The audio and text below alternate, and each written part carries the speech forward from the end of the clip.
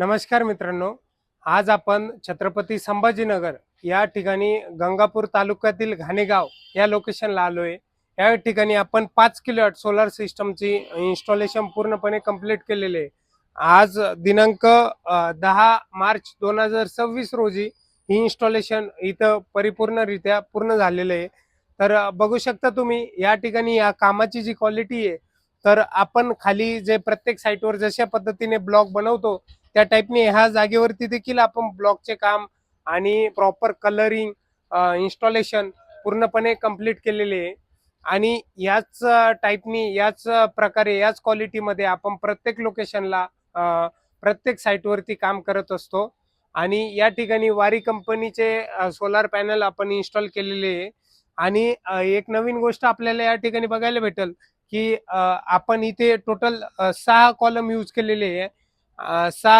3 kilowatt मध्ये आपण जे बघतो तर आपल्याला 4च कॉलम त्या ठिकाणी आपण यूज करतो, जे की आपल्याला 12 फुटाचाच डिस्टन्स 12 बाय 16 फुटाची जागा तिथं आवश्यकता असते। आणि या ठिकाणी आपल्याला 20 बाय 16 हे 5 किलोवॅट साठी जागेची आवश्यकता असते। आता इथे जर बघितले आपण तर आपल्याला एक पॅनलची जागा खाली दिसतीये। टोटल 5 किलोवॅट सिस्टम मध्ये आपले 9 सोलार पॅनल इन्स्टॉल होता, जे की 3 किलोवॅट मध्ये आपण 6 पॅनल लावतो। याच्यामध्ये अजून एक पॅनल आपण वाढवू शकतो, पण ते सिस्टम आहे ते 5.4 किलोवॅट होतं। त्याच्यानंतर ह्या बाजूला हा जो स्पेस होता आणि पॅरापीट वॉल होती याच्यामधला जो गॅप होता, तर या जो पाईप आहे त्याला आपण सपोर्ट करण्यासाठी इथे एक एक्स्ट्रा सपोर्ट याच्यामध्ये कनेक्ट केलेला आहे।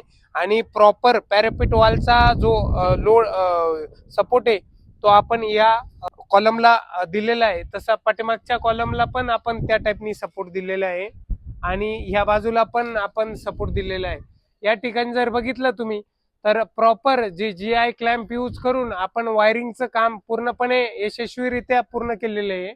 आणि प्रत्येक साईट सारखा या साईटवर देखील आपण एक वॉकवे इन्स्टॉल करून मधल्या बाजूला जो पॅनल क्लिनिंग आणि मेंटेनन्स साठी लागतो तो इथं प्रोव्हाइड केलेला आहे। आणि इथे एक सीडी पण या कस्टमरला आपण या प्रोजेक्ट मध्ये बनवून दिलेली आहे। तर अशा प्रकारे आपलं या साईटचं इन्स्टॉलेशनचं काम आज पूर्णपणे कंप्लीट झालेलं आहे। हा जो इन्स्टॉलेशनचा कालावधी होता 2 ते 3 दिवसापासून या साईटचं काम चालू होतं। आज हे पूर्णपणे यशस्वीरित्या पूर्ण झालेले आहे। आता खाली जे इन्व्हर्टर आणि जिथं हे लागलेले मीटर लागलेले जनरेशन मीटर वगैरे त्याचं काम देखील खाली चालू आहे, ते पण तुम्हाला दाखवतो। आर्थिंग वगैरे आपण कुठं केले आहे आणि कशा प्रकारे ते काम केलंय। या बाजूला जर बघितलं आपण तर जी आपली डीसी वायरिंग आणि स्ट्रक्चर वायरिंग होती, तर ती वायरिंग आपण खालच्या बाजूने तो वरती आणलेली आहे। आणि प्रॉपर डबल नेल सॅडल इथे यूज करून हे पॅरापिट वॉल मध्ये जी वायरिंग आहे ती पॅक केलेली। त्याच्यानंतर इथं GI क्लॅम्प मारून ही वायरिंग आपण स्ट्रक्चरवरती इन्स्टॉल केलेली। या ठिकाणी एक अर्थिंग केबल यूज करून स्ट्रक्चरला देखील आपण अर्थिंग प्रोव्हाइड केलेली प्रॉपर, म्हणजे याच्यामध्ये कुठेही आपला जर सप्लाय एंटर झाला, म्हणजे करंट जर एंटर झालं तर या अर्थिंग थ्रू ते प्रॉपरली ग्राउंड होऊन याच्यामध्ये कुठल्याही प्रकारचा आपल्याला शॉक बसणार नाही, त्याची देखील काळजी आपण या लोकेशनला घेतलेली आहे। त्याच प्रकारे पाठीमागच्या बाजूला आपण या ठिकाणी जे लाइटनिंग अरेस्टर असतं तर त्याचं माउंटिंगचं काम या ठिकाणी आपण पूर्णपणे केलेलं आहे। बघू शकता किती प्रॉपर पद्धतीने केबल लग्स लावून प्रॉपर वायरिंग करून या ठिकाणी आपण हे इन्स्टॉलेशनचं काम या ठिकाणी पूर्णपणे कंप्लीट केलेलं आहे।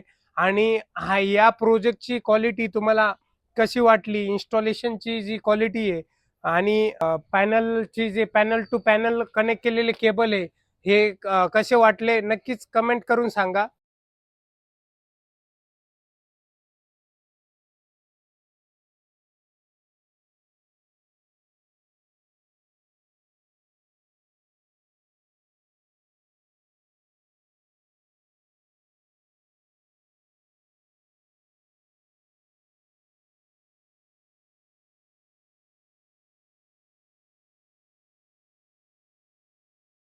मित्रांनो, या ठिकाणी हे जे इन्व्हर्टर आपण इन्स्टॉल केलेले आहे त्या ठिकाणाहून जे आपण खाली केबल घेतलेले आहे तर या जी पीव्हीसी नळी बघताय हिच्यामध्ये टोटल 3 अर्थिंग केबल आहे, एक लाइटनिंग अडजस्टर, एक एसी अर्थिंग आणि एक डीसी अर्थिंग.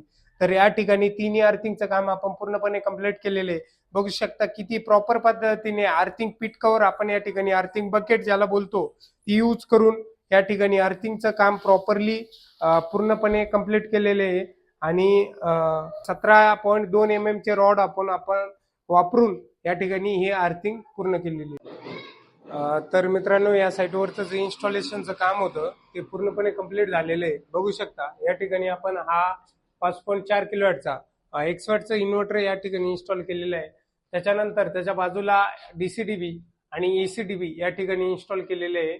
आणि किती प्रॉपर पद्धतीने फिनिशिंग मध्ये आपण या लोकेशनला काम केलेलं आहे हे आपल्याला इथे दिसतच आहे. त्याच्यानंतर ही जी वायरिंग या एसीडीबी मधून जी आपल्याला ह्या मीटरच्या बाजूला गेलेली दिसतीये तर ही या जनरेशन मीटरला कनेक्ट झालेली आहे. आता जनरेशन मीटर इन्स्टॉलेशनचं काम या ठिकाणी चालू आहे आणि ही कशा पद्धतीने वायरिंग या मीटरमध्ये कनेक्ट केली जाते ते आपण बघू शकता. त्याच्यानंतर त्याच्या बाजूला जे ऑलरेडी नेट मीटर इथं जे लागलेले आहे तर रिप्लेस न होता डायरेक्टली याला कन्वर्ट होणार आहे नेट मोडमध्ये.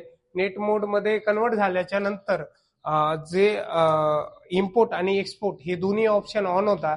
आता जोपर्यंत नेट मोड या मीटरचा ऑन नसतो तोपर्यंत फक्त आपण जे एमएससीबीची इलेक्ट्रिसिटी ती कन्झम्पशन करू शकतो.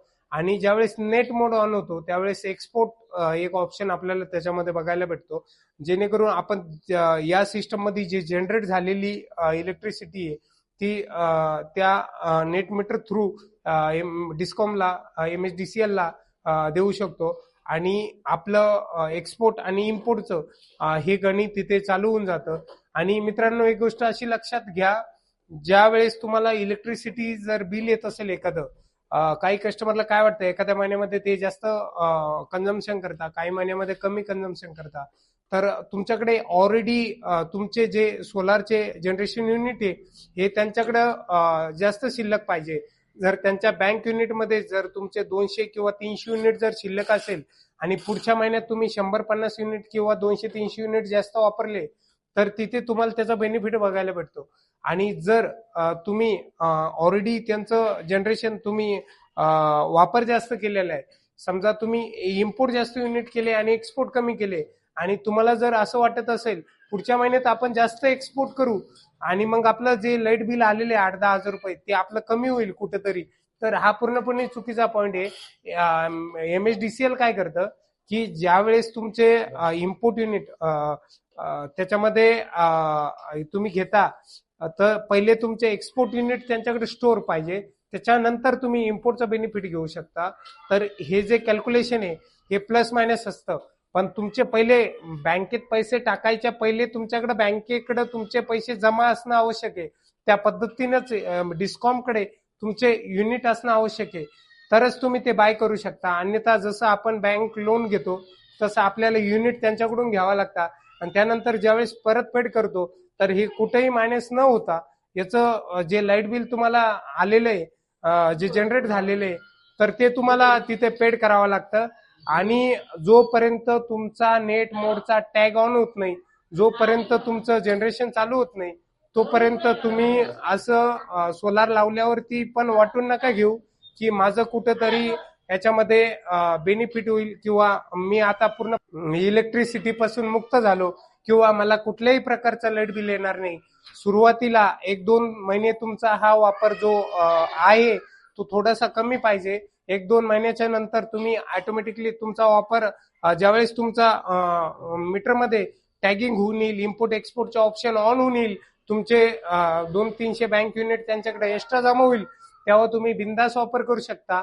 आणि अजून एक गोष्ट आपण लक्षात घेतली पाहिजे, जे सोलार सिस्टम आपण इन्स्टॉल केलेले आहे तर हे सोलार सिस्टमची जी इलेक्ट्रिसिटी तयार झालेली आहे किंवा होतीये तर याला प्रॉपर वेळेवर 8-15 दिवसांनी 20 दिवसांनी क्लिनिंग करायला पाहिजे, जेणेकरून तुमचं जे इलेक्ट्रिसिटी जनरेशनचा जो हे सप्लाय हा कुठं कमी नाही होणार.